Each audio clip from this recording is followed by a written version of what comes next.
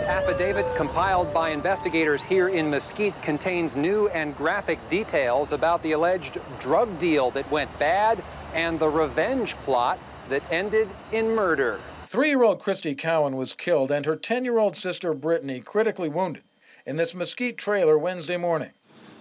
This is 19-year-old Bo Maestas. Both he and his 16-year-old sister Monique Maestas have now been formally charged with murder with a deadly weapon. The mother and the boyfriend of the children delivered or sold some controlled substance to Bo and his sister. It wasn't what they thought it was going to be, and apparently they went back to the parents' trailer. But the parents were not in the trailer, just the two girls, at which point Christiana and Brittany were stabbed repeatedly. The attack on my girls is nothing short of a violent, premeditated murder and attempted murder. I will do everything in my power to make sure they are prosecuted to the fullest extent of the law. I encourage prosecutors to go for the death penalty. Since Maestas has already admitted his guilt, the jury will decide only his fate. The plea deal dramatically changes the picture for Maestas' sister Monique, who was supposed to go to trial with him on murder charges. Her trial will now be held separately.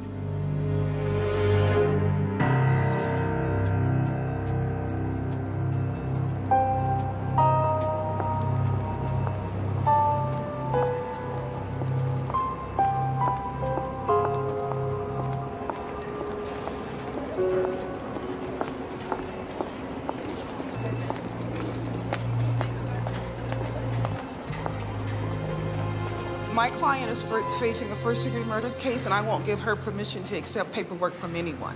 And I'm going up to see her right now. I don't even know who you are. I mean, you have a business card. I have a business card. I have to clear this with the attorney I'm hired by. I'll be glad to give them to you. I'm with the Clark County Special Defender's Office. I represent Monique Maestas. And also Bo, though? No, Bo has a different attorney. Okay, They have to have different attorneys. So you want to accept just for one, then? My client, that's the only client I can speak for, is Monique Maestas.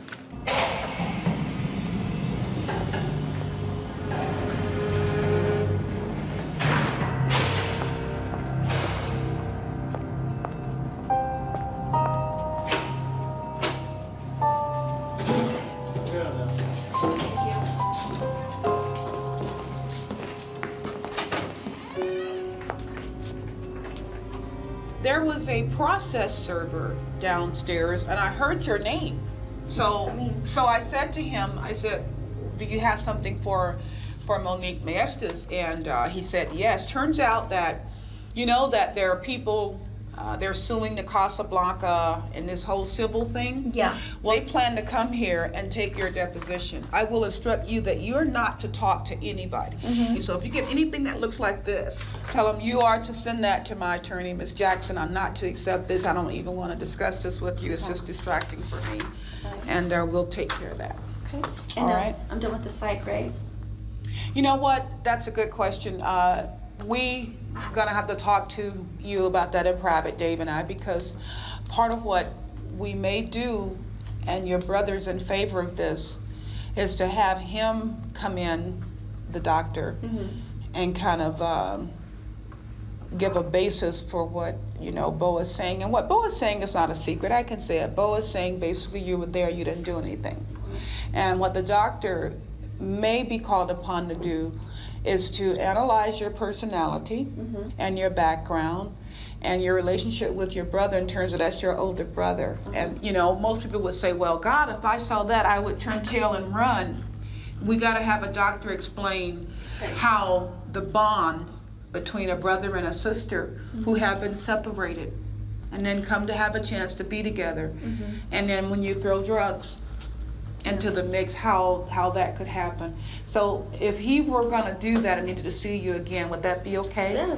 And you could talk. He was really nice. He volunteers his time to working with children here in Nevada, so he understands how children develop and how they're influenced, you know, by their environment. He understands that better than most. That's why I thought he'd be great for you, because you were a child when this happened. You were 17. That's a minor child.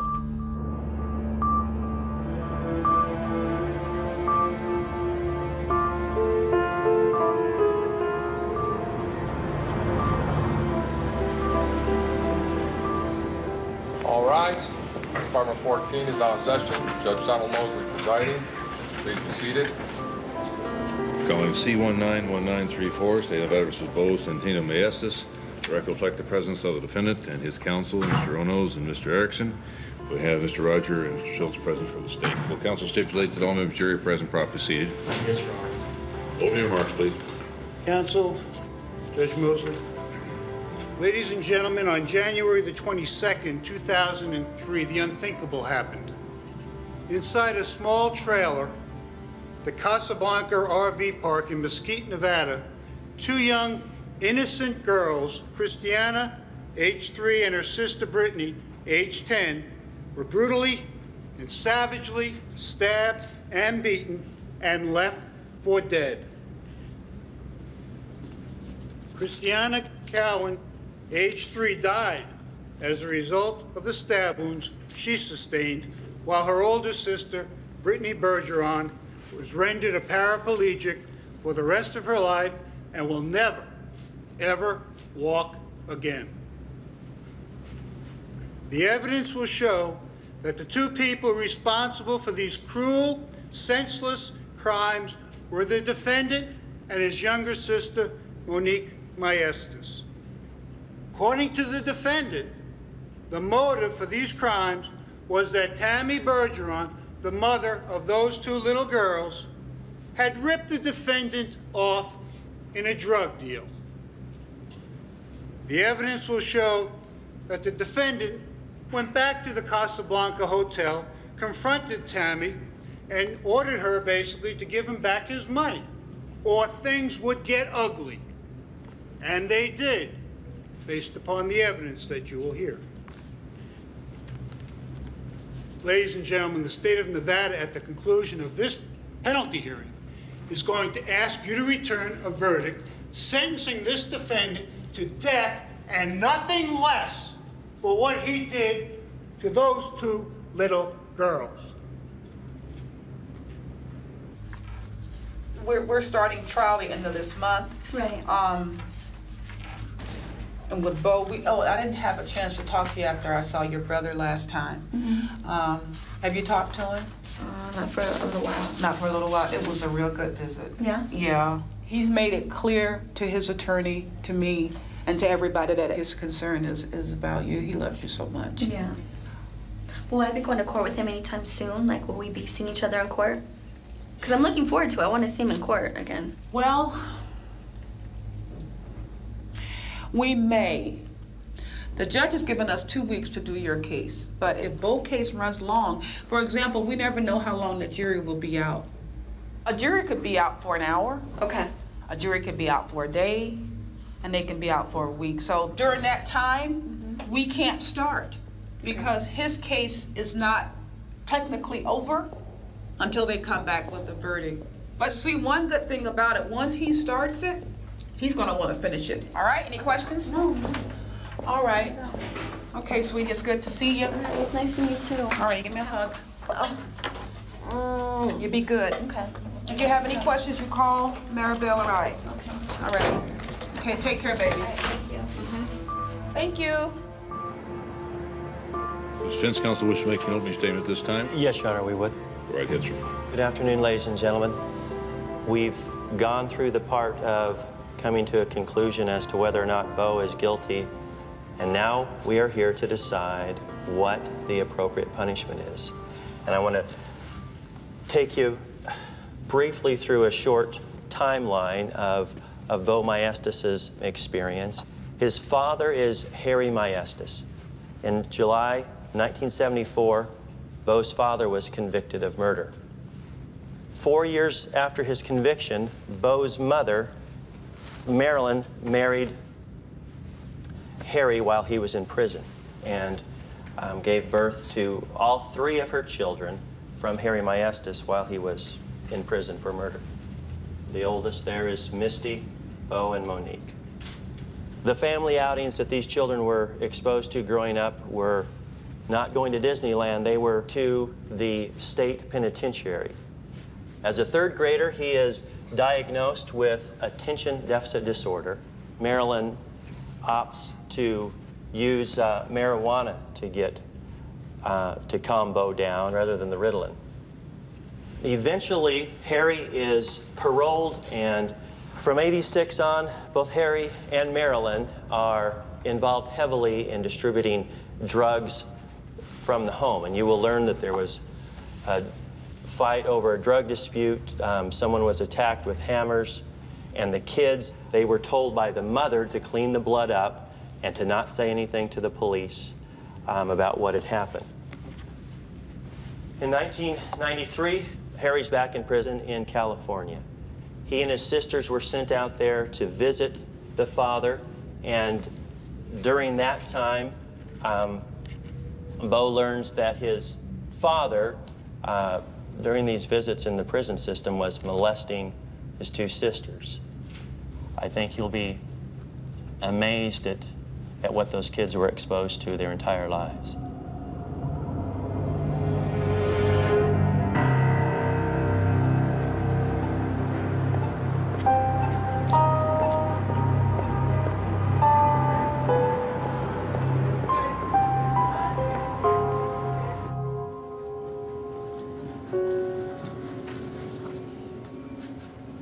Dave? Yeah. You got a minute? Sure. I just left the courthouse, and they've started Bo's penalty hearing today. And from what I understand, we're going to have to start with Monique's trial as soon as they're finished, period. So then now, in terms of us preparing our case, we need to kind of split it up, because I think one of us need to try to go over and monitor what's going on with these witnesses in Bo's penalty hearing, because they're the same people we need. And at the same time, we've got to prepare our trial. And let's say we don't know what the verdict is for his sentencing. How can we strategically determine how to even fashion an opening, what witnesses to call? Bo says, like we expect him to, takes responsibility and says Monique didn't have anything to do with it. Then we need to ask questions that go that way, and we need to do an opening that tells the jury that's our defense. Mm-hmm. But if he gets death, I don't see any way in the world that any attorney will let him testify, and I certainly wouldn't want to try to force him to testify. So if he gets death, he's really unavailable. It's crucial. It's crucial that he not get death for us.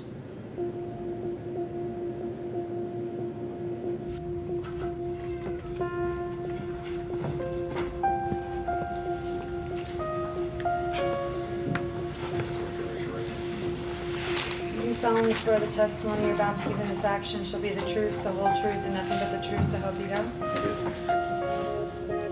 Let me direct your attention to January the 22nd, 2003 at about 1:55, close to 2 a.m.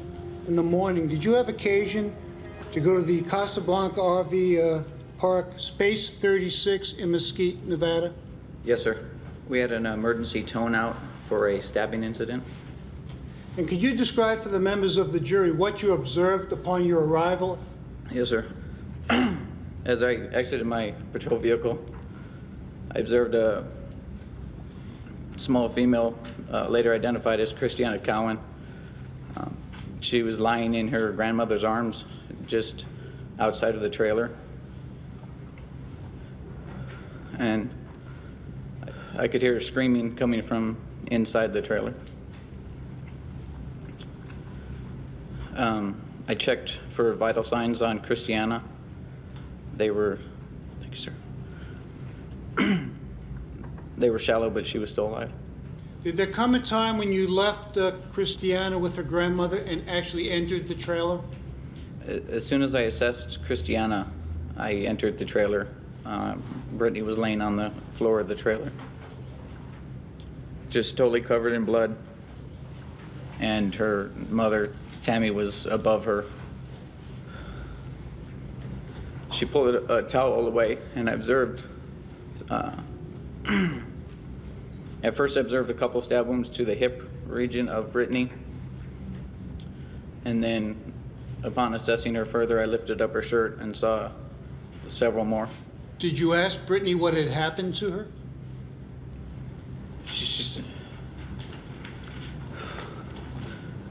She said the male subject grabbed her and Christiana and covered their mouths and she tried fighting him off by kicking and punching and trying to bite him, but he was too strong. And then she said that everything went black.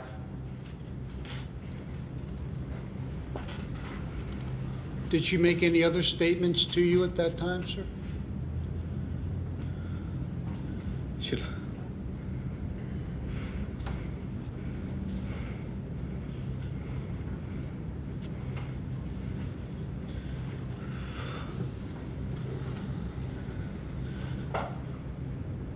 She looked up at me and told me she didn't want to die. And I told her she wasn't going to die. I was there to help her.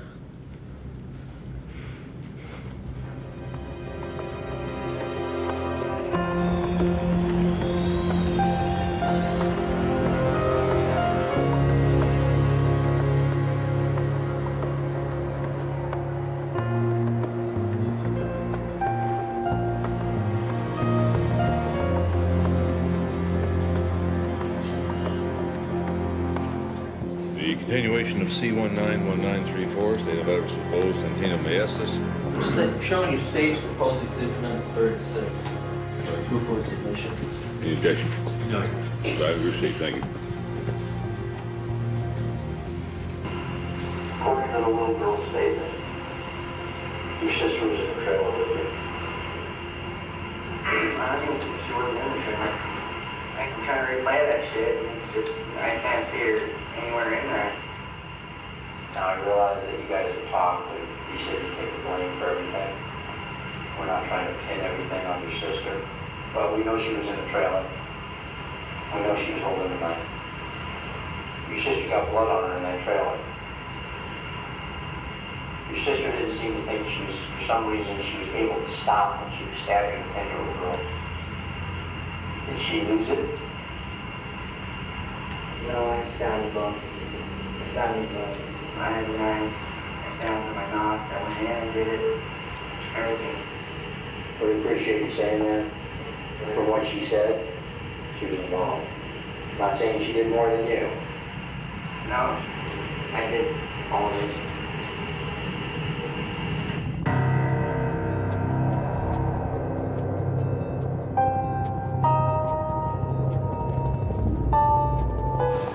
I think she's probably concerned about what's going to happen to Bo. Yeah. Well, I told you that one time when we were, when I was interviewing her, and I noticed that she just wouldn't, get emotional about anything. We were talking about very serious issues like molestation and all of that. And I explained that, Bo had indicated that he wanted to take, the blame for her. And that was really the only time that I saw her tear up.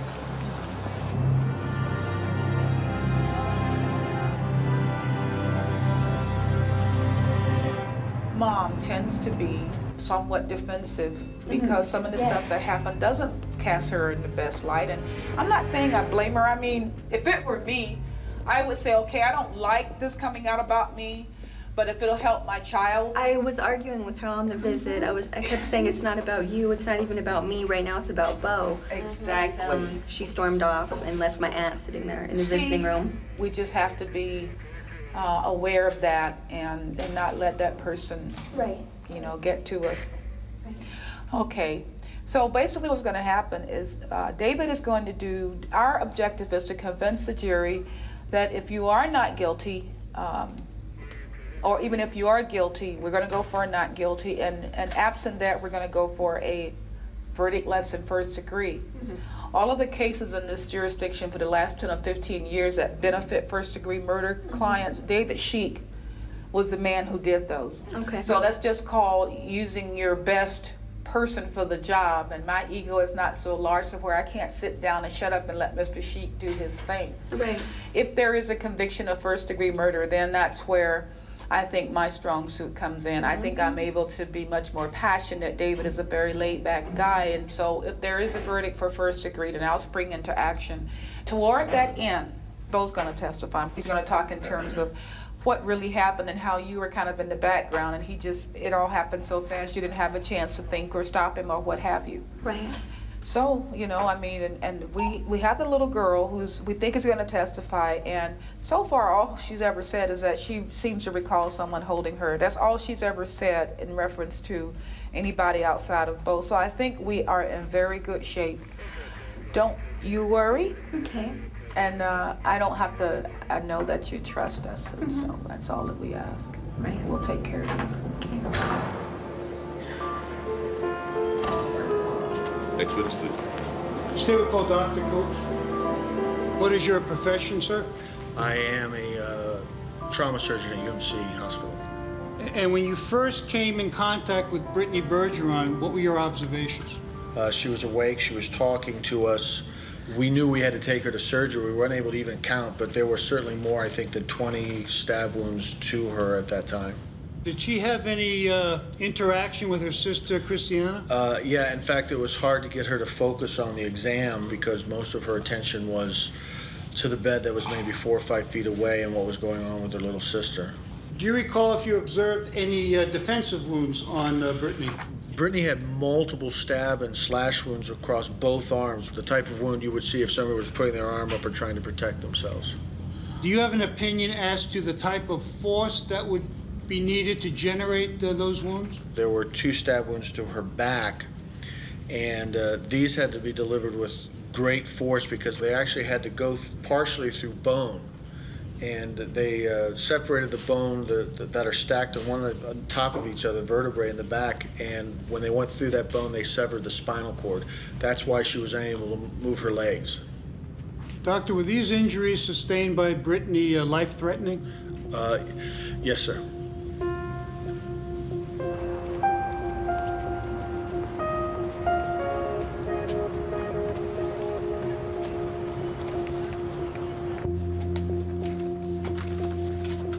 Do you want to divide up the witnesses today? Do you want? Sure. I'm just trying to really only thinking of Brittany from her perspective. Which one of us would be less threatening for her? You're such a laid-back guy. It will be, David. See, and I talk so loud, and I'm so, even though I'm a woman and I'm very much into kids, she might, and I'm black, she might find me more threatening. I think if we just get her to stick to what she said in her statement and just leave it at that. Good. And unless she varies and suddenly has a recollection that Monique was involved more than just holding her, I think we just leave her alone. We can't do anything for this child, but maybe that's the one thing we can do. Okay, but she's just got up there and she's just testified about this horrible thing happening, and then we've got most of the jury probably crying after the doctors described how she was more concerned about her sister than about herself. I mean, do we really want to even ask her any questions? I doubt it. Even if she's pulled something on us or changed. Even if she says Monique stabbed her, we're just going to have to probably live with that, aren't we, David?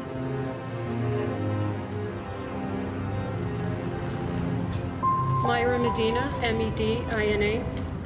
Showing you State's Exhibit 20. Does that appear to be the way Brittany looked when you came in contact with her on the 23rd of January? Yes.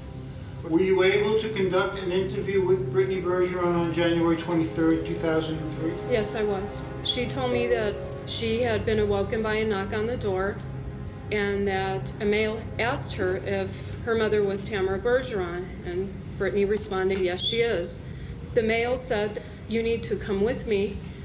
She said, well, I don't go with anyone. So she said from there she moved on forward to put her gym shoes on and heard a second knock on the door. She said at that point a female came to the door who told her, your mother has been hurt really bad and you need to come with me. Did you ask her if she would be able to describe either the male or the female? I did, and at that point she began crying. So I did return with 3 different photo lineups and I presented them to Brittany. Ms. Medina, with regard to that first lineup, if anything did she say concerning those 6 photographs that she observed? She, without hesitation, immediately pointed to the picture and position number 3 and recognized Monique Maestas as the female who had held her down that evening. So that would be the top right-hand side as we look at it? That's correct.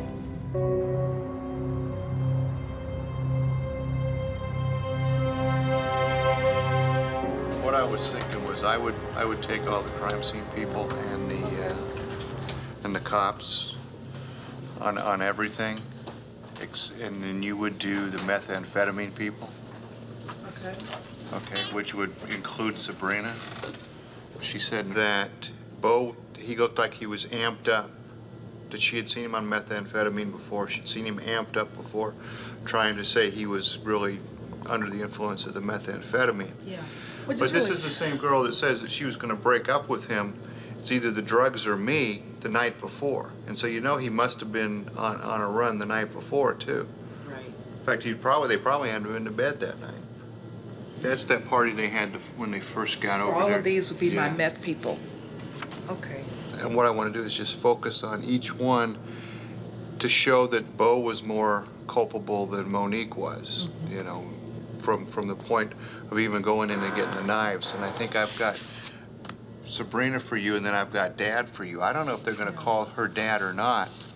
I think they kind of have to, because to me, Sabrina has no credibility if she's going to say it's 1:30 at night, her dad is asleep, and her boyfriend is going to take her someplace, and she wakes him up and says, "Dad, can we take some knives with us?" Sabrina Bantam, B-A-N-T-A-M.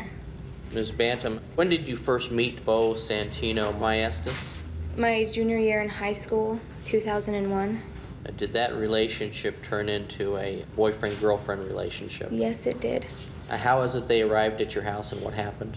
It was around 1:30 in the morning, and he had his younger sister, Monique, with him. How were they acting when they came over to your house? They were a little upset.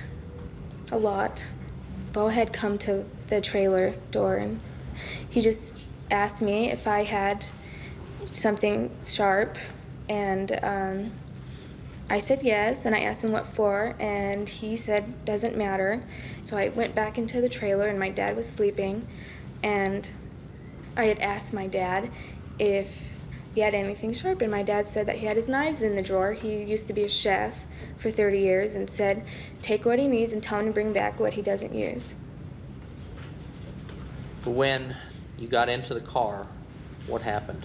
What I can remember right now, I'm not sure if we drove around, but I know we ended up parking in the Casablanca employee parking. What happened? Bo said that he was going to go talk to someone, and he said that if we saw a white vehicle, to honk the horn. What happened when he returned? He just stated that the little girls in the trailer would not let him in. What did Monique say? She said that she would go with him this time because the little girls would probably let her in. Did you see them return? Yes. What did you note?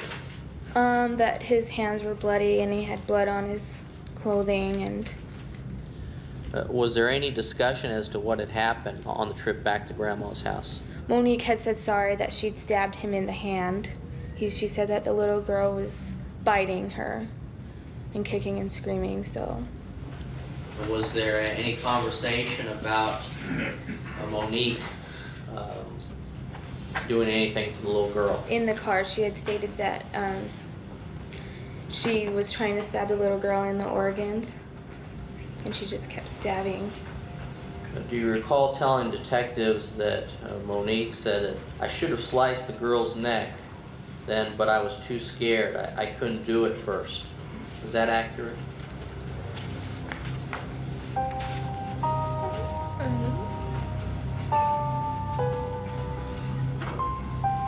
Yes, it is.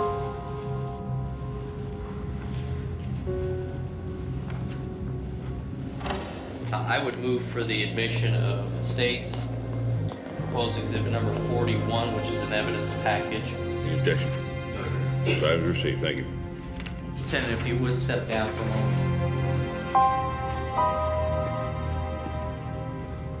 The pajama top was originally recovered from the living room floor where Brittany Bergeron was located. During the investigation, Lieutenant, did you impound all of those items? Yes, I did. That's 42A. That's 42A. We will display that for the jury. What is it? It's a 12-inch fixed blade butcher knife with a white synthetic handle. Is that the butcher knife that the defendant used to murder the little baby and her sister? That's the knife.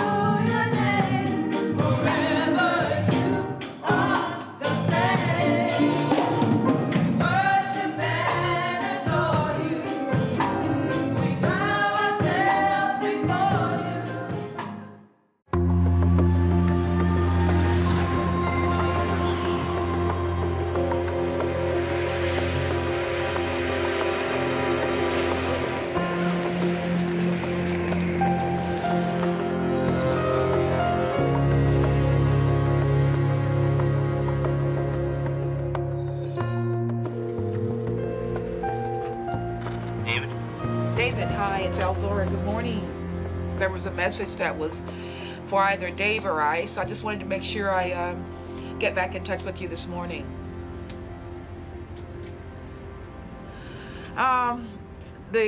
With the low end being 56 years, she wasn't real receptive to that.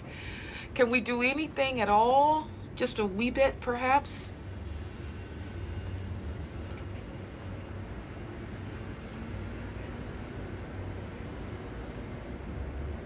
Yeah.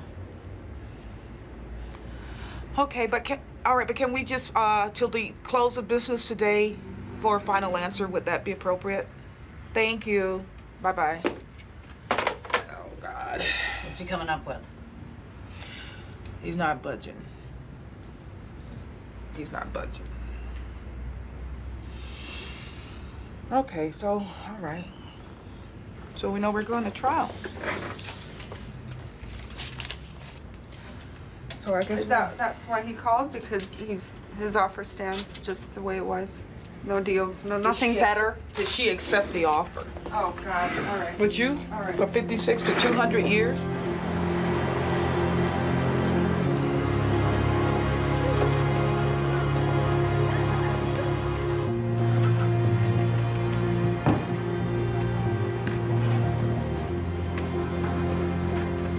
Misty, please state and spell your last name for the record.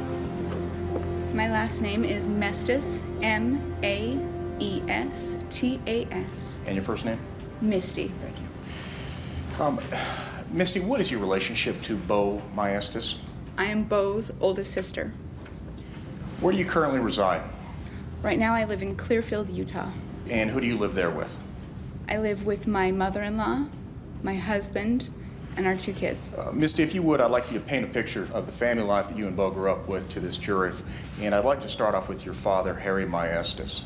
Overall, how would you characterize Harry as a father? He was a bad father. He was a violent man. He was an angry man. My father has been in prison most of his life. He would get furloughs, and when he came home, it was like the prison had come home with him. What was he in prison for? He was in prison for murder, for drugs. Were you frightened by him? Yes, we were all intimidated of my father. Would he make threats? Yes, both him and my mother had threatened to kill my great-grandfather to acquire the property that my grandfather had. I specifically remember my mother saying that using my dad like as leverage against other people, that if they didn't do what she wanted them to do, that she would get my father to fuck them in the ass, to sodomize them, that she was using horrible threats like that. Could you testify to this jury of a single instance when you're aware of your parents showing any sort of affection or love? No. In our family, we never did that. We insulted each other, we threatened each other, and we said hurtful things instead of loving things. It was a sick relationship that we had. And if you could answer this question, I would be greatly appreciative. Did he have a particular belief as to how you obtain revenge against someone? Yes. Yes, I clearly remember both my mother and father saying that if you want to get back at somebody, if you want to hurt somebody, you get them where it counts and you hurt their family, you hurt their kids.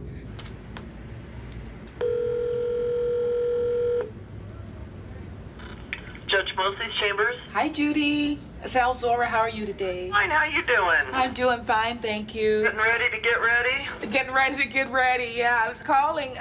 Do you know when they're going to be closing, babe? There's one witness. It's a doctor. The defense is calling at 1:30, and then they're doing closings. Okay. Now, I know you don't know, but have you heard any rumors or anything?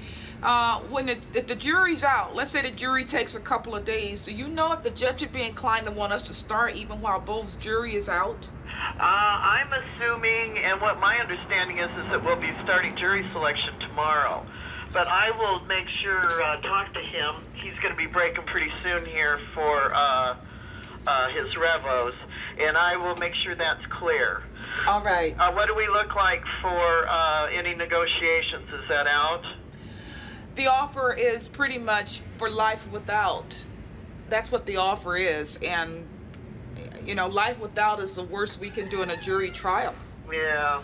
So, you know, I mean, I don't recommend clients to take what they can get from juries. I don't respect lawyers who do that. Yeah. All right, well, let me talk to him and make sure that we're all on the same page, okay? Okay, bye-bye. She says we're starting jury selection in the morning.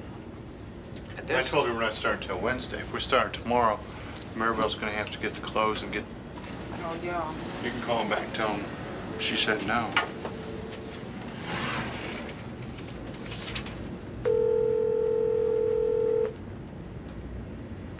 Hello, David. David, hi, it's Al Zora. I found my boss. He was actually over talking to Monique. Oh, okay. She doesn't want that deal, Dave. Okay. I thought we were going to trail Bo. I didn't know we were going to start if Bo's still deliberating. You know, I mean, it doesn't matter one way or another to me. I just think it makes it harder. Mosley's under the impression that we're starting tomorrow, I think. We'll be there. But I don't know, it just might make it hard to pick a jury if they've been watching all the publicity on Bo and they still haven't made a decision. Monique's trial starts tomorrow. And when are you guys gonna have me come down? You're gonna be either Monday or Tuesday. Okay. But we're gonna let you know. All right. David actually spoke with her this morning. She said she used size 8. She's such a liar. She does not wear size 8. It's more like 12. No, I'm just kidding. Oh, I was wait a minute, because they need a fit. That's right. She's gonna be uncomfortable. She wants tight little clothes. No, I'm just kidding. She probably does already.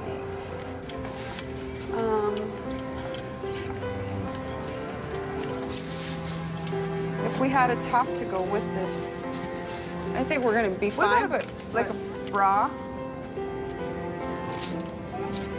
So we could go brown, tan, or pink. All right, let's grab these two. Okay.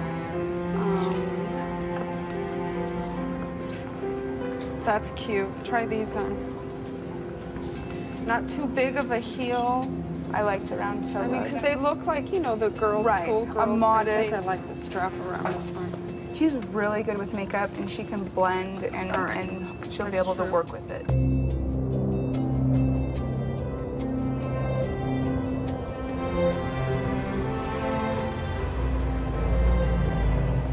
This is one skirt. This would be the bottom, and this would be the sweater that goes around it. Yeah, they're practical. On top. That's cute. Is that cute for tomorrow? First day impression. All right. Did she get to wear stockings? I didn't get her any, but we can get her stockings. I just was curious. Okay. So is this a decent little? Yeah, I like that. And this would be. Is she gonna be okay in a skirt? You think she know how to sit like a lady? She said, you know, and I was talking to Misty. She said, yeah. I mean, she should be fine. Okay. All right.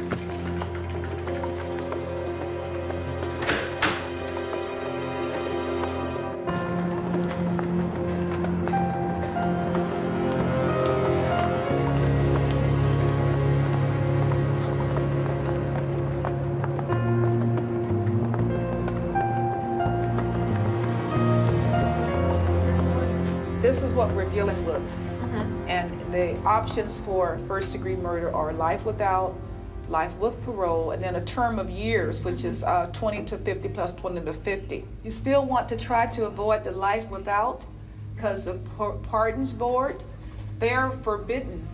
They cannot, by law, commute a life without. Everything else, they can legally commute that. So that's what we want you to be aware of in the trial.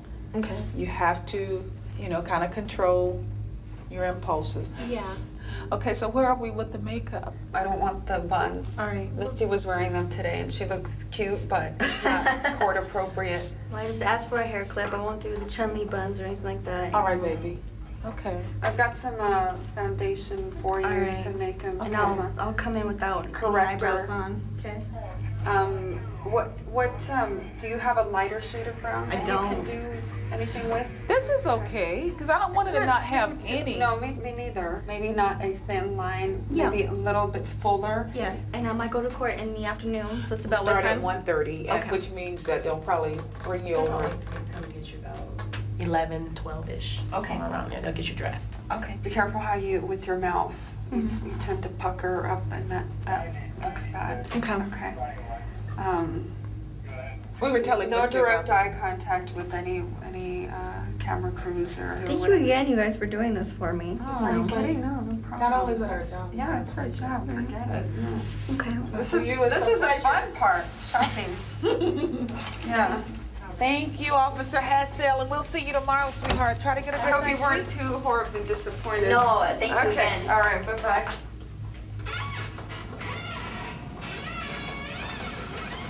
That went really well. Yeah, it did. She didn't like it in the beginning. Do you know what? She was such a good food, and thank you guys. Bless her little heart. Yeah. I think it looks great. On days like this, it just breaks my heart for her. I Throw got her the anything. pictures, and I want us to review them. They're quite telling.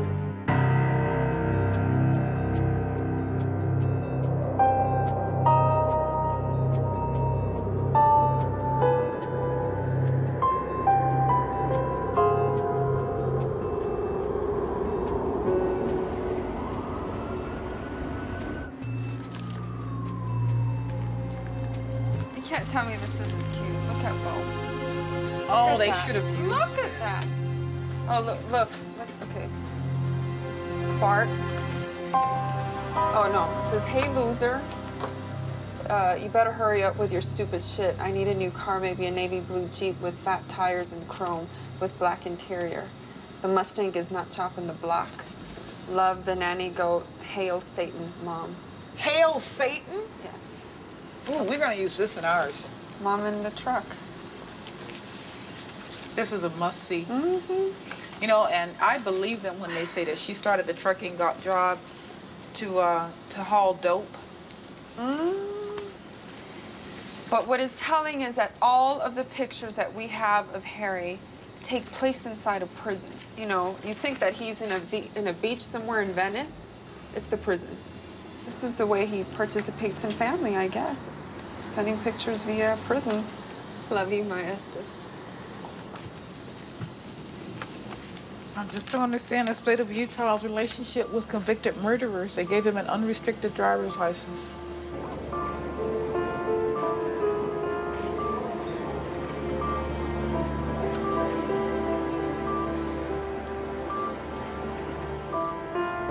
Closing remarks? Ladies and gentlemen, these are a lot of the mitigators.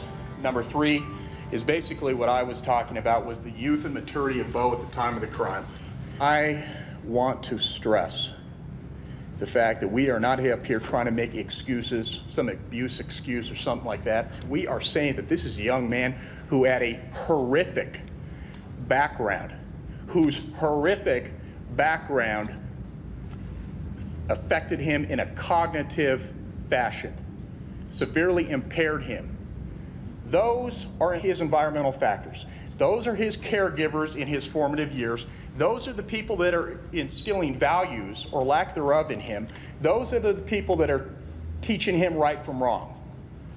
I'm asking you to go through an analytical framework, to consider the evidence we've presented, to consider who he is, to consider what he's been through, to consider what he's become. You sentence him to die, the law requires you to presume that that's going to happen. You have other alternatives. You can ensure that he never gets out again. I am asking you for life. There are substantial reasons to give life. Please give life. Who wrote this? Monique. Monique Masters is a confused person, but more importantly, a pathetic soul. I am a dreamer. I would like to believe that a prince will rescue me one day.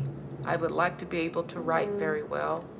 I think every girl, at least in this country, is raised to believe that Prince Charming is going to come along and he's going to rescue us. I just feel so sorry for her. So these are the ones that you picked from what we had? Okay. Yeah, these are the ones that caught my eye. I figured there was a story to tell. And your mom and your aunt. Correct. Which one's your mom? My mom's this one back here. So it's his aunt that's sitting on his lap? That seems kind of sexually intimate. Were they sexually intimate? She says no, but my mom always said yes, that she was. Is this your dad or another guy? That's my dad. So he was in the bodybuilding at one time? Right, I think just weightlifting. Your dad appears to me to be gay or bisexual. Oh yeah, I'm 100% sure that he is. Oh, okay, so, that's not okay. That's what I'm getting from some of these pictures. We always would make jokes about him being gay and, taking it in the butt and stuff like that, so. Well, most guys who go to prison, right. Well, I shouldn't say most, but from what I understand. Right. This here seems to me like two sexy guy lovers. Yeah. Number 17. And to your knowledge, did he get loaded when he was in prison? Yeah. From what I knew, they would take drugs back to the prison. I remember, they would fill up little balloons with cocaine. Put them in their anus? I never saw them actually insert it, but I did see them filling little tiny balloons, This is when we were down there visiting and when he put his hand up my shirt. It's just not appropriate. Right. I'm gonna put all these prison ones together. This will be number 12. Here's one of my personal favorites. They all have cigars. I think that's probably even a joint that he's smoking. You can just tell. It's a joint. Yeah. He might have been in prison, but he didn't miss much in terms of life. He didn't. He had a ball. Yeah. And then Marilyn looks totally loaded, doesn't she? She would get high all the time. She is so on so much dope right there. You can see from the weight difference. Yeah. And they used to take all kinds of cross tops and speed, like unbelievable amounts. The man with the plan with the octopus hands. Who the hell is this? That's Uncle Pokey. This is the one who was getting sponge bathed by his mom up until he was 16 years old. Son of a bitch. Monique says Pokey molested her. I believe that.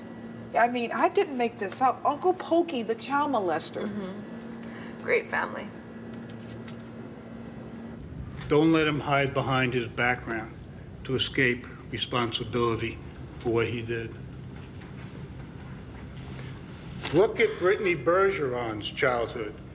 If anyone has a reason to be angry with the world, it's that young child.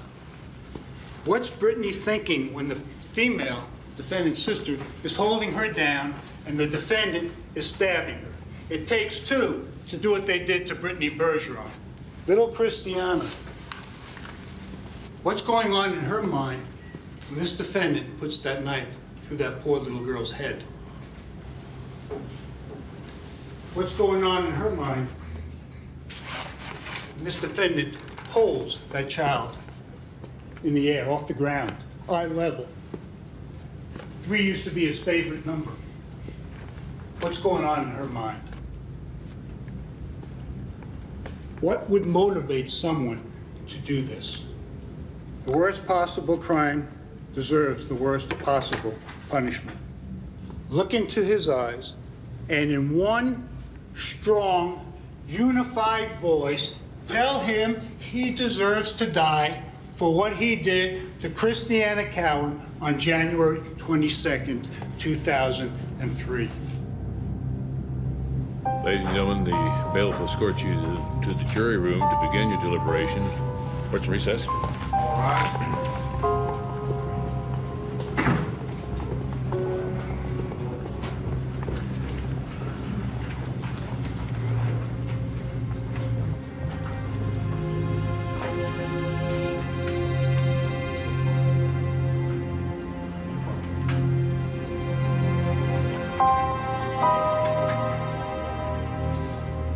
the publicity at its peak, the suspense.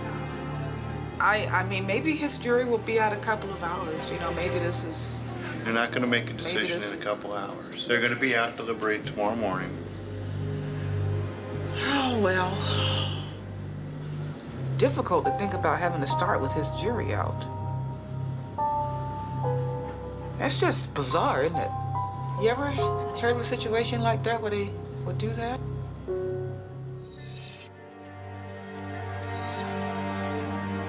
This case has to be one of the most horrendous I have ever been involved with. Nobody came to help her. Nobody came to get this man off her. Verdict. You got a deal. Subject to Monique's approval. Guilty. We've seen her in court with her brother laughing like it's another. I'm really starting to second guess if that was the best thing to do. You know, I know it's the right thing, but I still feel like shit.